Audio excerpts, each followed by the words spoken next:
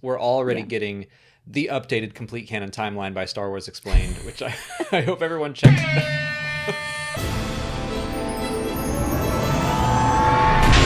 What's up, everyone, and welcome to the Star Wars Explained Weekly Q&A. I'm Alex. I'm Molly. And our neighbors are doing construction, so hopefully you can't hear that. It's kind of noisy. Yeah. They're doing construction and yard work, which if you live in the suburbs, once springtime hits, it's just yard work all the time. Now I'm hearing the engines revving up now. They haven't been doing anything all day, and then right when we're about ready to record, they're like, you know what we should do? Turn on the backhoe. Yeah. Backhoe. Is that what it's called? I don't know. I don't know. But what did we get up to over the weekend? We went camping. Yeah. That was fun. I got to chop some wood, which I don't think I've ever done. I got one good chop in, and that was about it. We all brought our hatchets, and then our friend brought like an actual wood chopping axe, and then taught us all how to chop wood. I'd never done it before. Yeah. And yeah, that was fun. Splitting logs. Mm-hmm. There's just something about sitting around a fire, cooking on a fire. It's just fun. It is fun. And there's a lot of good camping spots, like not too far from the city in Georgia, so that's always nice. And so we were just there over the weekend. We did get rained out the last night, which thankfully our tent stayed dry. Yeah, but ours did. Not everyone made it out. But that was a fun time, a not so fun time, trying to pack everything up in the rain. I didn't mind it. I just like cooking over the fire. I tried a couple new Dutch oven recipes, and one of them was just cinnamon rolls, and I burnt them to hell and back. They looked like they had just seen one of the Nameless. Yeah, they were petrified. Way to tie it in. Well done. But I also made a cobbler that was pretty good. Pretty good. Yeah. Fire cooking's fun. But we're actually going to go ahead and talk about our plans for next weekend because it's May 4th. It's Star Wars Day. A lot of people had questions about it, starting with Podcast Immersed, who asks if we have any hopes for May the 4th next week. Will we get any news, trailer drops, announcements of any kind? What do you think? We're getting so much already. Like, other than the special look Acolyte stuff that's coming on the Phantom Menace re-release, I don't know that we're going to get anything else new. I'm not expecting anything, and we're going to talk about that Acolyte first look in a minute. But yeah, we're already getting the Phantom Menace in theaters. We're already getting Tales of the Empire on Disney+. We're already getting the updated complete canon timeline by Star Wars Explained, which I hope everyone checks which I hope everyone checks out, because as usual, we worked very hard on it. It is done. It's scheduled and ready to go, which is a big...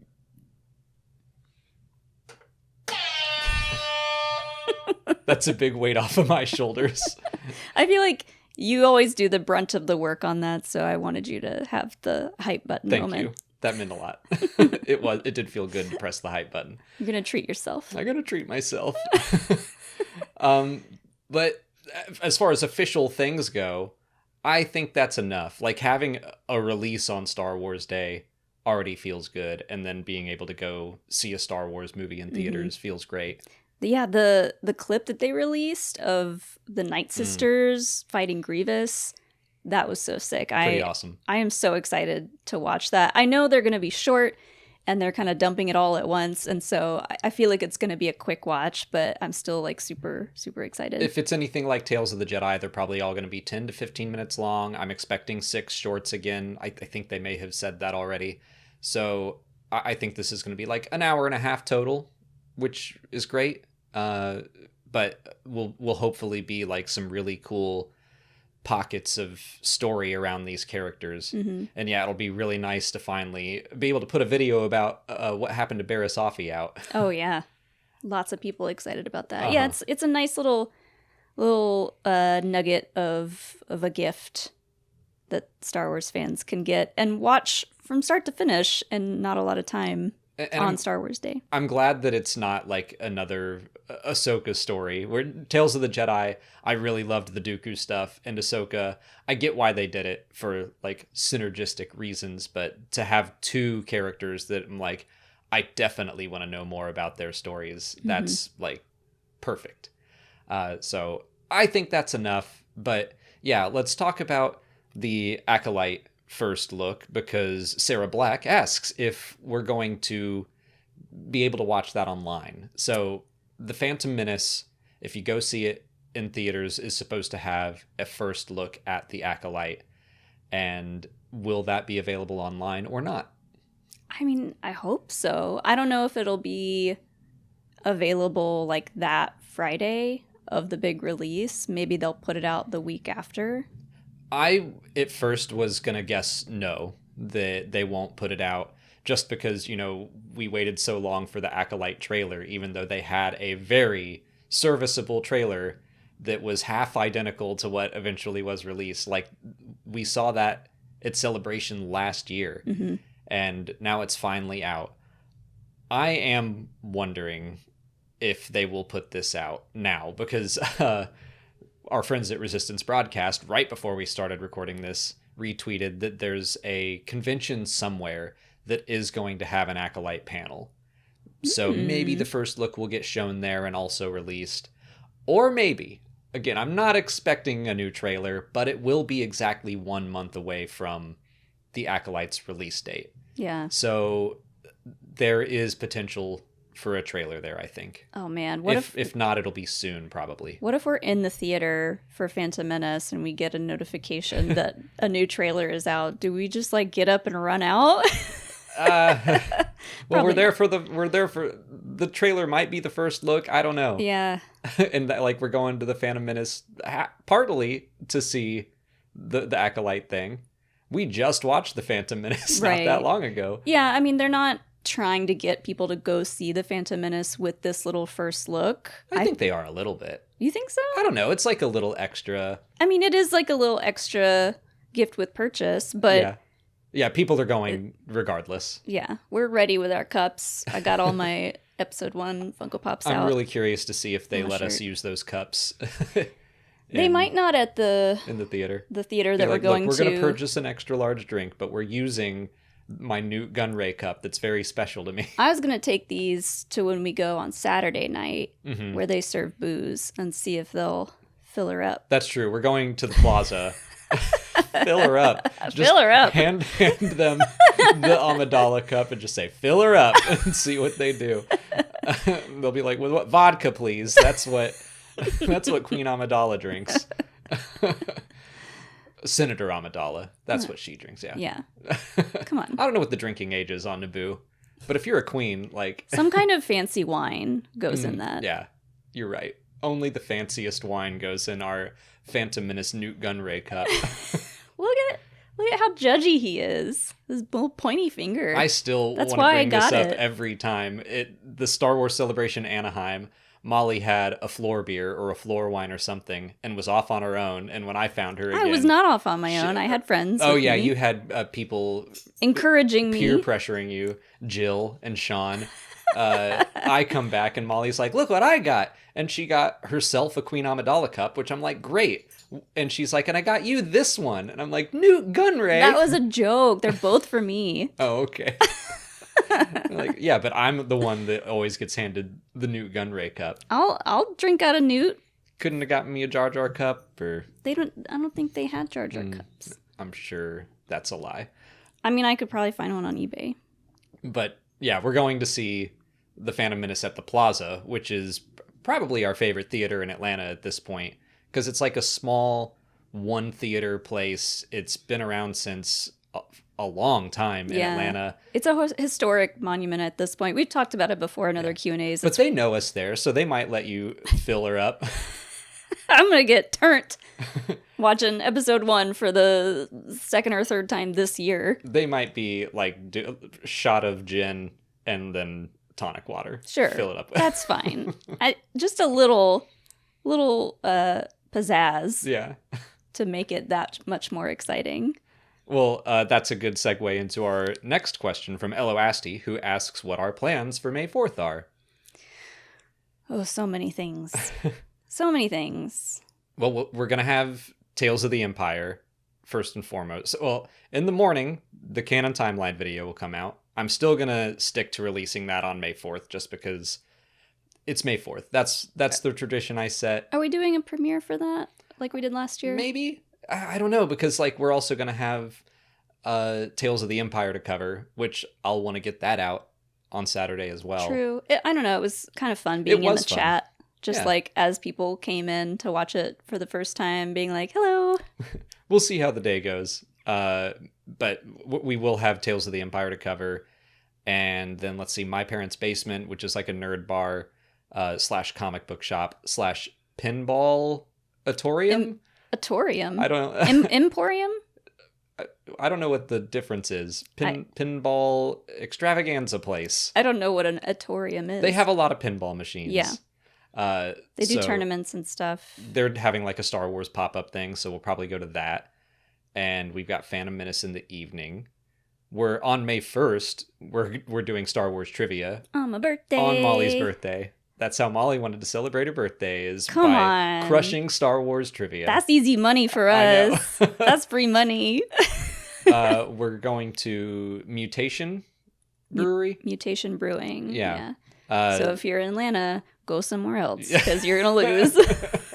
Oh, God. Like, we're going to get some really smart person come up and just stomp us now. Well, we normally go to Battle and Brew, which is another big nerd bar in Atlanta that we love, but they've been doing it every year for May 4th for so long that it gets crazy busy there. Mhm. And this Mutation Brewing place is kind of new, so we're like, let's try it out. Let's do some fresh blood. Get some fresh brews. Yeah. Oh, also it's Free Comic Book Day. There are... Oh, yeah. Which is another reason we're going to My Parents' Basement. And isn't Nubs on one of the covers? Nubs is meeting Court in the Dark Horse Free Comic Book Day, and then Marvel is also putting out a free comic about Luke and Vader. Yeah. Which is continuing the Darth Vader comic storyline. So another reason to go to the comic book shop. exactly. Yeah, I'll definitely be picking those up. So yeah, go support your local free comic book day shop. Buy something else there if And you're yeah, getting a free comic. That is the point, is you go and you get the free comic, and also you browse, you peruse, get some other comics. Just support comics. That's every time we go there, I wind up picking up a Star Wars comic. Mm-hmm. You got the Visions one last time, right? Yeah, I just picked up, it's right over there. I picked up the new Visions one shot because the art in that is rad. Those comics are really good. Mm-hmm. That one was very emotional. I think I made it one of my stories of the month for the Canon Update last month because it was fantastic. Eat stress-free this spring with Factor's delicious, ready-to-eat meals. Every fresh, never-frozen meal is chef-crafted, dietitian-approved, and ready to go in just 2 minutes. You'll have over 35 different options to choose from every week, including Calorie Smart, Protein Plus, Keto, or Vegan and Veggie. Also, there are more than 60 add-ons to help you stay fueled up and feeling good all day long. What are you waiting for? Get started today and get after your goals.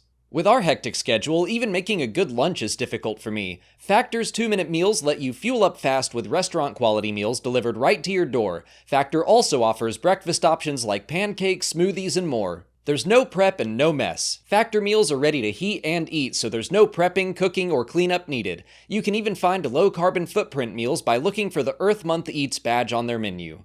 Get as much or as little as you need by choosing your meals every week. Plus, you can pause or reschedule your deliveries anytime. Factor is less expensive than takeout, and every meal is dietitian approved to be nutritious and delicious. Factor is the perfect solution if you're looking for fast, premium options with no cooking required. Head to factormeals.com/Star Wars 50 and use code Star Wars 50 to get 50% off your first box plus 20% off your next box. That's code Star Wars 50 at factormeals.com/Star Wars 50 to get 50% off your first box plus 20% off your next box while your subscription is active. Moving into some Bad Batch talk because it is the finale next week. Avenging Knight asks where the Inquisitors are at the time of the Bad Batch. I think it's clear that we won't be seeing them in the story. They haven't built them up at all, so it doesn't make sense for them to show up on Tantus. I think this is just going to be very much like the clones versus the staff of Tantus. Yeah. Maybe they're still training? I do think that they are a thing at this point. We don't know the exact timeline of the Bad Batch. I'm going to guess it's been a year or 2 since Revenge of the Sith, maybe 3. Do you think the Inquisitorius already exists on Nur at this point? I'm not sure about Nur. I think they would probably still be located on Coruscant for the most part. I do think that they are a thing because they were pretty much ready to go after Order 66, but their priorities are probably hunting Jedi. So I don't think there has really been a need for them to pop up in the story, except for like when Gunji showed up or when Asajj showed up. But they're probably out hunting for bigger fish right now. Sure. Also, they'd be like, how did Asajj... What? It'd be funny to see their reaction. You again? Yeah. Excuse me. Now that we know that Barriss is an Inquisitor for at least a little bit, she'd be like, what do you mean? She definitely died. I read that book. I read that book. So, yeah, I just think that they are off doing different things. There is an Inquisitor comic book coming out, I think a 5-issue series that's starting later this year. That was announced like a week or two ago. So we might be getting their very early days stories. Yeah. Or, I mean, I doubt we're going to get much about the Inquisitors in Barriss's story, but maybe we could get an idea of what they were doing at what time in Secrets of the Empire. Tales of the Empire. Yeah. Yeah, I do think we're going to get some answers there just about training, initiation. I think it'll pair well with Inquisitor Rise of the Red Blade. Maybe we'll get some more answers around Marok or Birdman, as we have taken to calling him. I still think of him as a version of the Sixth Brother. Mm-hmm. I'm hoping that Barriss sees the Grand Inquisitor and she's like, oh, hey, it's you. Your name, and we finally learn what his real name is. Oh. That'd be fun. It's not Grand? Yeah. That he just kept that. It's me, Grand, the Grand Inquisitor. The Grand Inquisitor. He said that once, and Darth Vader assumed. You're like, oh, I guess you're the leader then, huh? Like, yes. His name is Kevin. He's kind of embarrassed. Kevin is a Star Wars name. He's in the High Republic. Who's that? Kevin Tarr. He's one of the like hyperspace technicians. It's fine. How's it spelled? With 2 E's. Aha. And Blink PTX asks if it's weird that they want the Bad Batch finale to break their hearts. They want it to. And is that weird? I mean, it's not weird. I have wanted that for other shows in previous years. I just don't want that for this show. I don't think it's weird at all to want to watch a finale or a show, read a book, or experience any story, and you want to feel something. Yeah. Whether it's a broken heart or pure joy and elation or... I mean, if we get to see everyone and all the clones that are on Mount Tantus escape, is that not going to make you feel something? Oh, for sure. I don't know how they mean. Like, do they want to be sad and feel something? I think so. Break your heart. So, like... That's a sadness feeling. Sure. What are feelings? So, like, people dying. Main characters dying. I don't know. You don't have to have death to experience, like, complete and utter sadness and destruction. Like, emotional destruction. What else would cause that? I don't know. Like, I guess I want to be... Just the fact that it's over. Yeah. I think that they probably do mean characters dying. Yeah. Because I've seen a lot of polar opposites. People either think, like I think, where I don't think anyone else except for the baddies are going to die. Or people are like, everyone's going to die except for Omega. And I'm just like pulling my hair out, imagining that being a possibility. I've seen a lot of people guessing that it'll be a Rogue One style ending. And I hope not. I do think that we're going to lose some characters, but on the good guy side, I'm really hoping it's not Wrecker, Crosshair, or Hunter, or Omega, of course. Like, Hauser, I think, is on the chopping block. Emery, Nala Se, but... Echo? Oh, and Echo. I want him to make it out. I do too, but it's also kind of... It might make sense for his character, but after all he's been through... Oh, I just thought of a good, like, break your heart without death is Kino Loy. Something like that, like some ironic tragedy You don't where think he died? he might have, but we don't know for sure. And either way, the fact that he had to stay behind was Yeah. just like, ugh. So there are ways for them to make us feel very sad without killing everyone. Sure. I'm hopeful for a more triumphant, happy ending because it is the story of the clones. I think it'll be bittersweet, but they have been through so much that I would love for them to find their own place in the galaxy to just exist and be chill. Yeah, I mean, I gotta say, this show is, of course, made for everyone, but it's first and foremost for a little bit younger audience. Or do we want a bunch of kids crying their eyes out because their favorite characters got ripped to shreds? You know, I don't know that I would say that it's first and foremost for a younger audience. It's definitely accessible, but it's not the way like Star Wars Resistance or early seasons of the Clone Wars were. I kind of feel like they're targeting people who grew up with the Clone Wars with the Bad Batch. Sure. I mean, it works either way because you have the clones who work for the older audience, and then you have Omega and all the younger characters that we see pop up throughout the show that she bonds with. You have that for like a younger audience to connect to. Yeah, I definitely think it's accessible for the younger audience, but I don't know if they're going, this is first and foremost for them. I'm not sure, honestly. But I do take your point that there are younger kids watching this, and yeah, I don't think they're going to brutally murder Wrecker and Hunter and They're Echo. going to be like, little Timmy had to call out of school the next day because he was distraught over all of his favorite characters dying in a show. Yeah. I mean, they did it in the Clone Wars on occasion. I'm still sad about Fives. Sure. And I was an adult when I saw that. We're all still sad about Fives.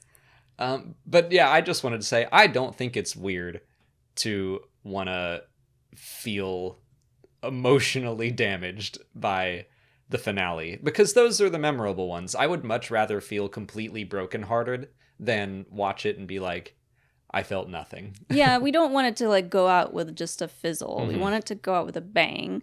But I think it will make us feel a little bit brokenhearted. But I'm hoping that doesn't translate into any more of the Bad Batch dying. Like I said, I'm hoping for bittersweet, where there will be loss, but this is Star Wars, and I think that the ends generally, even the darkest movies, end with hope.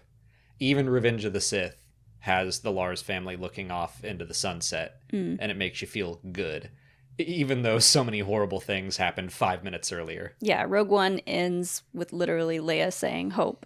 Yeah. So I think there will be some sadness, but not just complete and utter devastation. I hope. That's all the time we have for questions today. If you want to leave a question for next week's video, just put it in the comments below or sign up for Patreon to join our weekly Q&A discussion. For a heads up, I think our Q&A will be coming out on Sunday, May 5th, instead of our usual Saturday, and it'll probably be all Bad Batch focused, like answering the biggest lingering questions from the end of the series, so keep that in mind. But if you haven't already, please like this video, subscribe to the channel. Follow us on Twitter, Instagram, TikTok, Threads, and Blue Sky. And as always, thanks for watching, and may the Force be with you.